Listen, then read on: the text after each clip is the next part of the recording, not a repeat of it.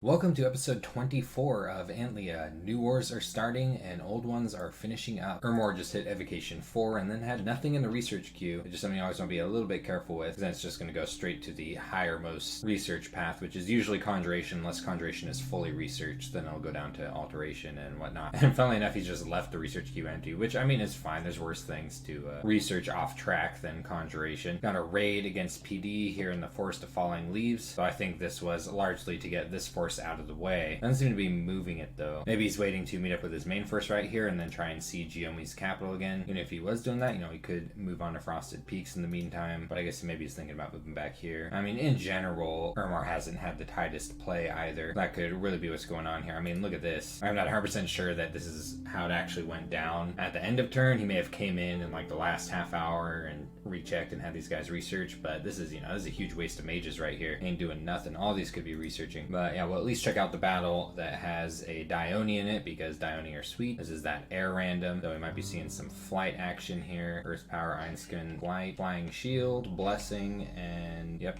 right to the rear. Gets rid of the commanders, and these monkeys are easy to rout anyway, even when they have commanders. And it's just another raid against PD right here. So no big battles this turn between these two. Ermor found a couple of magic sites, one with Arcane Probing, just a per turn site. Nothing too special. This site is actually pretty sweet. A Animal Cemetery, which is Carrion Beasts. You get 3 of these a turn. They're pretty awesome. Little vine doggos, got sleep vines. But Ermor would need an efficient mage to come and pull them out of there. I'm not sure if that's a good use of an Augur Elder, which I guess he's not actually using anyway right now. At enchantment 3, get Create Revenant. This is a 9 death gem, death 1 mage. I think this would be a perfect job for a Revenant right here. But I definitely think Ermor could be doing a lot better if he is a little more proactive with his turns. Like, he's got the forces, he's got the numbers, he's got the mages, he's got the economy. He's just not utilizing all of it. Like, is this army still in a big ball over here? Yeah, it is. Some of these H3 priests aren't even scripted, which I mean, they are generally going to cast useful things, but still, like, this is an army you could do a whole lot with just a little bit of scripting. Like a script like this, just, took like 30-40 seconds to slap together. Could be pretty effective against what Yomi is dishing out. You got these Equites on hold and attack flyers, you got these on the side hold and attack rear, and these will hold goblins decently well, especially with some H3s backing them up with spells. And do keep in mind that they've got anti-demon spells too, which he's scripting Decree of the Underworld. Smite Demon is something that can really make Yomi cry, and its range and damage increases with H3 priests. So Ermor has a lot of power. He could be using it here, and he's just not pushing it out.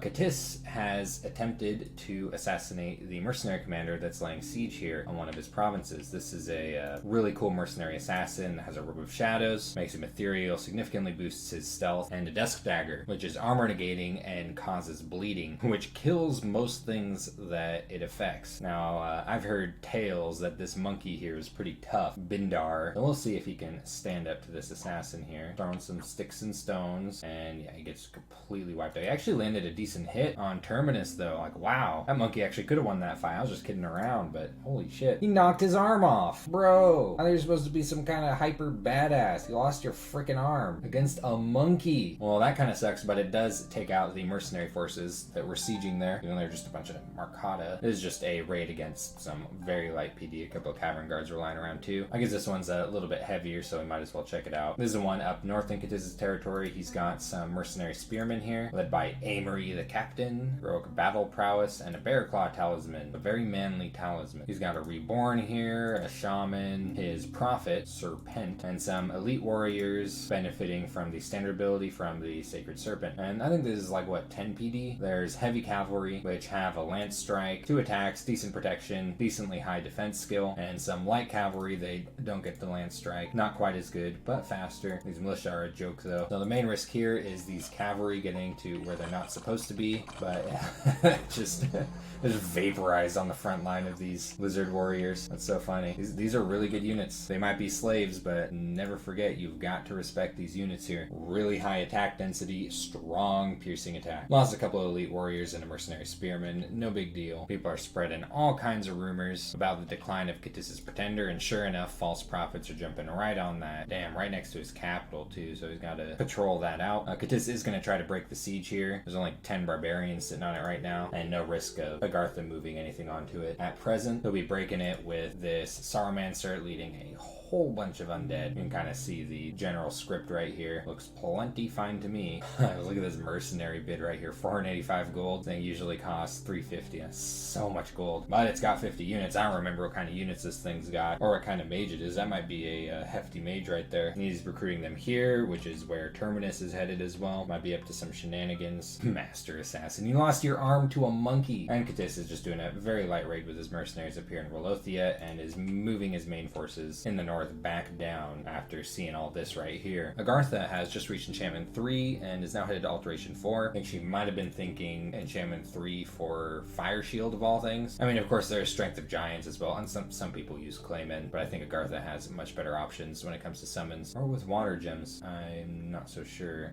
Living Mercury. Careful with that spell. Well, the reason I say that is because she is raiding with her Pretender, super geared out, that she empowered in fire, and has Fire Shield in the script. Now, sometimes you do got to be careful when you've got 5 spells scripted. It generally works with Diones, like that's what Yomi's been doing, but Diones free spawns some wolves to tie up enemies that are moving quickly in toward the Dione, which Agartha is kind of simulating with these Ictiids right here. It could buy some time, but not always. Generally, against normal units with normal combat speeds, like the kind of human-ish combat speeds on their feet, you can get around with about 4 spells before they reach you, and if cavalry are involved, generally about 3. So it's something you want to keep in mind when you've got flight, attack, rear commands. Should be fine with Agartha because she's got these Ictiids here, at least for a province, before they get wiped out. I'm just talking about it while my mind's on it. Gotta be a little careful when you're loading up buffs on something meant to cast flight and attack rear. But this thing is kitted out to hell. They're really high encumbrance, but she also has a lot of reinvigoration on her bless, as well as a girdle of might. So that's at least offsetting that a little bit, paired with the fact that the first thing she's casting is summon earth power. Yeah, she's gonna have 10 reinvigoration once that thing casts summon earth power. Will be pretty fun to see it in action. Don't know if it's the most efficient use of a Pretender like this, but not everything has to be efficient, guys. Dominions, it's about having fun. And otherwise, she's kind of taking her time with this big army up in the north here. Maybe she wants to consolidate some more forces before moving it into Catis's lands. I'm not really sure. She's been recruiting a lot of wolf tribe in this province here, and you know these things got some problems. Below average defense skill,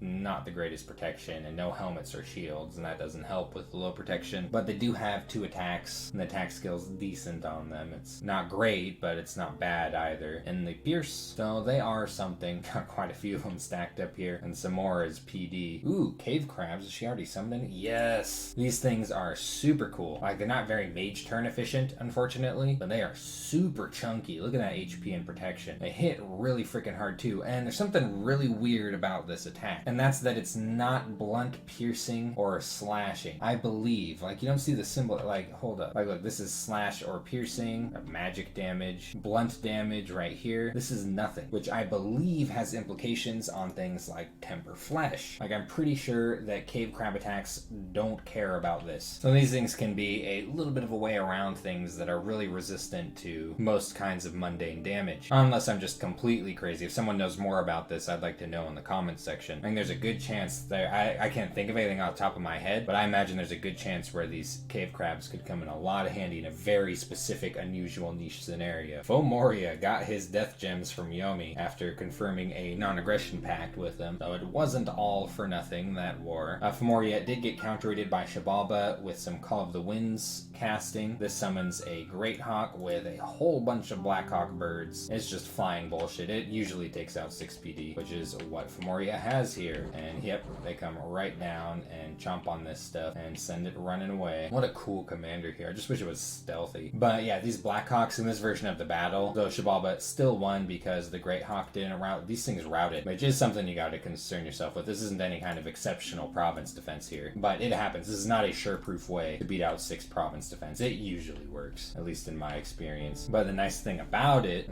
it's just so funny. This bird just slowly chasing this guy on the ground. Just imagine him just screaming with his limp. The cool thing about this spell is you get to keep the birds and you can use them. Not all remote attack spells are like that. Some of them count as like independence or that black flag. I'm not sure what that black flag represents. Quote unquote special. And a lot of times what people like to do with them is just like keep raiding. Personally, I think having a random little bunch of birds, and especially the flying commander that costs 10 freaking air gems, a little too valuable for that, and I'll try to pull it back and keep it with some of my stuff. But I mean, Shabalba, you know, it doesn't really really matter for him at this point. He can do whatever he wants with them. This raid with Call of the Winds didn't work right here though, because Femoria had Purple Warriors, which are pretty decent stat-wise, and then the Midian Champion gumming things up with his Frighten casting, and these things already don't have the highest morale. Took out a couple of the Furbolg Warriors, and that's all. Would have dominated this PD otherwise though. I guess this raid here is kind of funny. Some routed Blackhawks, some monkeys, a Batab province defense commander. Oh, and these are the same raiders that killed those birds just now. It's a magic phase attack, so this kind of thing can happen. The birds come in before the main battle.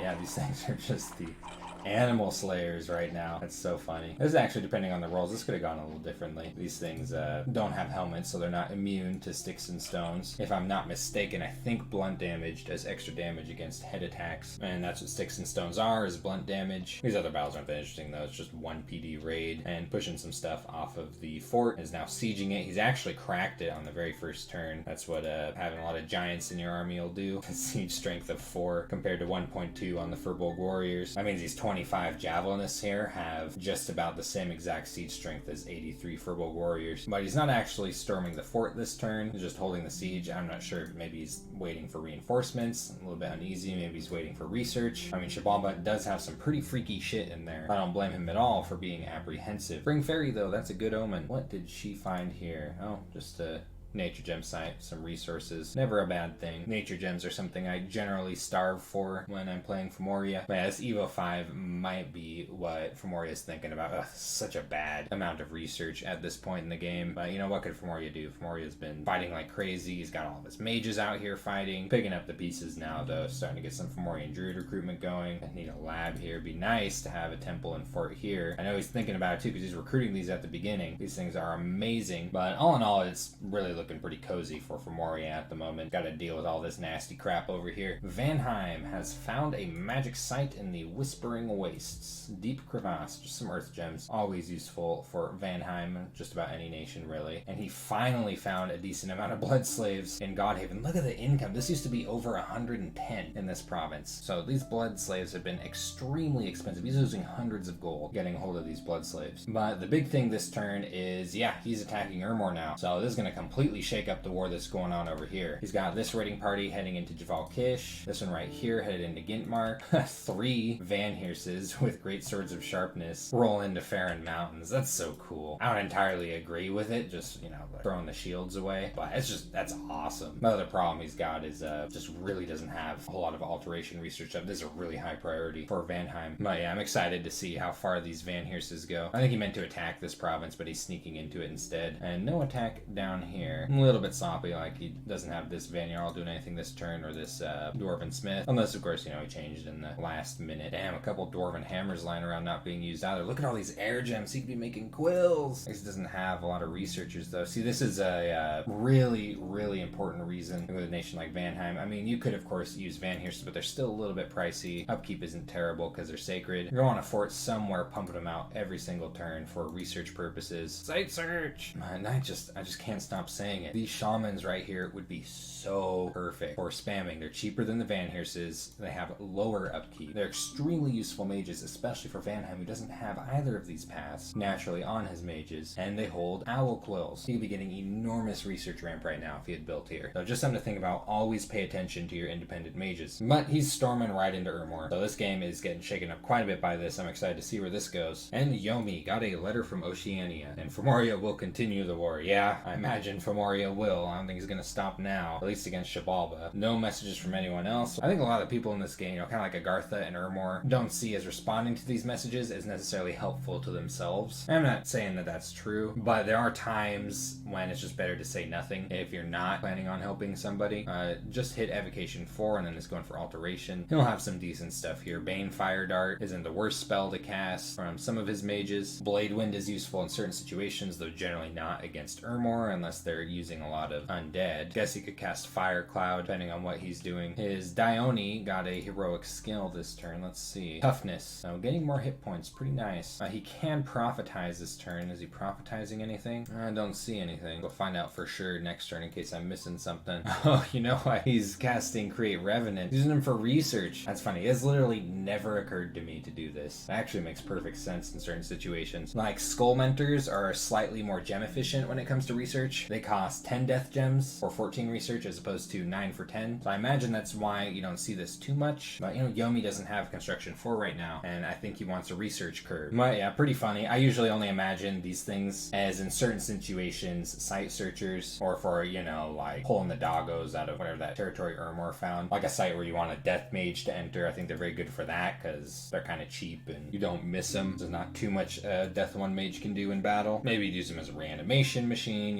but yeah, super funny. I guess you kind of can think of them as being like death gem owl quills in a sense. That can also do things. But yeah, he's not extending too far with this counter rating. Got his pretender moving out here to see if he can grab Nashin. Things might change completely here when Vanaheim attacks Ermor though. And Xibalba, despite only having 2 provinces, is very, very busy, summoning a whole bunch of bullshit, which is why it's really worrisome to not break the siege as soon as possible. But it's like, what's from where you gonna do? Can he fight everything that's here? Well, we are gonna find out because Xibalba is breaking the siege with a ton of stuff, actually more because he's moving things from his capital, including his pretender. That's crazy huge formation. This is gonna be really, really fun to watch. Fortunately, he does not have a whole lot of blood slaves. I think he's got 1. Yeah, that's a bummer. So he's only going to be able to have limited use in death magic, but he has a lot of sacreds, a lot of different kinds of sacreds fielded for this. He did finally summon some of these jaguars. I've been waiting for this for a long time. Not because they're exceptionally powerful or anything, but they are really mage turn efficient. He's had those nature gems sitting around for so long. They're size 2 with 2 attacks, so 6 attacks per square. Now, their protection and defense skill isn't the best. Their MR, they're animals. But decent strength and attack skill and hit points. So close to being in a new regeneration bracket. That's a bummer. It needs 2 more HP, which is something that Xibalba has on his bless. Also of note, the invulnerability is going to be relevant on these. Against mundane damage, still have effectively 10 protection. Unfortunately, Moriet does have some magic weapons on his Numidians, but he hasn't been recruiting that many. He's mostly been recruiting for Bulg Warriors and the Fomorian Javelinists. But yeah, we're going to have a big fight next turn, so there's at least that to look forward to. And Oceania has lured another sage into the ocean and drowned them. There's so many wizards and commanders on this province. Just keeps happening. Well, he's already drowned like 5 or 6. We know there's at least another lion tribe dude there. I think he didn't get the lore master. I can't remember. Maybe he did. And at least another sage. That's presuming also. I don't think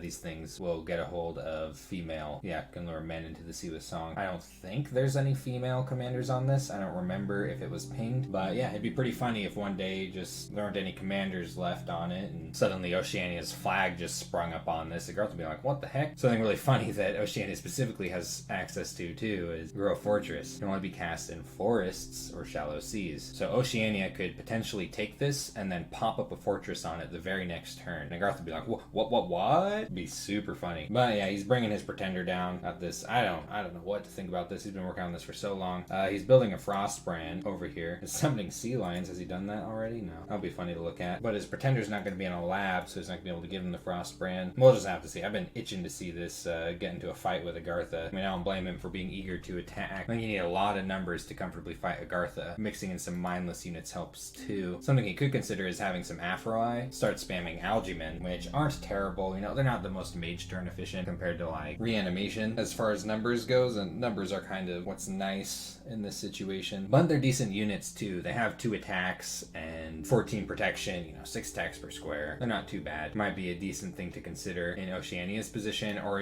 maybe summoning a Revenant. He'd get a little bit of enchantment for that, not much. And having it cast reanimation, this trickle of death gem income, though I might want to hold on to that for construction and other things. But yeah, he's got plenty of nature gems for awakening Algimen. This is 1 nature gem for 3 of them. The real expense when it comes to these is mage turns, and he's got a good mage for it. Hierophants aren't enormously expensive. I mean, they're a little pricey, 135 gold for what they are, but half of them are nature. Their upkeep is fairly low. They don't have a lot of magic leadership, so they'd be good for leading the Algimen, but he's got units that can do that. Like this has 25 magic leadership. Capricorns probably have more. 35s. Building a lab up here. Already got a temple. He has been on top of his infrastructure, that's for sure, though I think a couple of these forts were free. So that's been turn 25 of Antlia. Vanaheim is finally entering a war, and it looks like Oceania is rearing up to do the same. We'll see how Vanaheim's Alpha Strike goes in the next episode.